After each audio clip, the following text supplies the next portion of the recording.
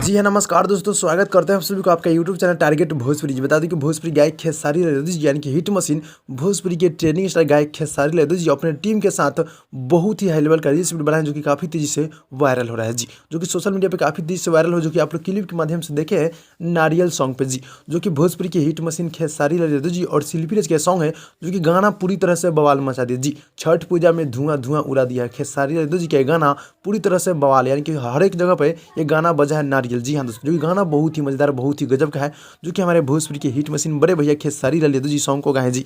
गाना बहुत ही बवाल, बहुत ही गजब का है जी। और इसी गाने पे काफ़ी जबरदस्त का रील्स भी बनाया। और छपरा में यानी कि कल साँझ को, यानी कि संझिया घाटे खेसारी यादव जी दौरा लेकर अपने गाँव में छठ करने गए थे जी, जो कि उसका मैं नेक्स्ट वीडियो बना रहा हूँ, उसमें मतलब आप लोग को दिखाऊंगा। फिलहाल में ये वीडियो है, इसके बाद जो वीडियो आने वाला है खेसारी यादव जी दौरा माथ पर किस तरह लेके जा रहा है, वो वीडियो आप सबके बीच दिखलाने वाला हूँ। जी हाँ दोस्तों, तो भाई लोग ये छोटा सा अपडेट था, अच्छा लगा तो लाइक कीजिएगा, चैनल पर चैनल को सब्सक्राइब कर दीजिएगा। तो भाई लोग मिलते हैं अगली वीडियो में, तब तक के लिए धन्यवाद।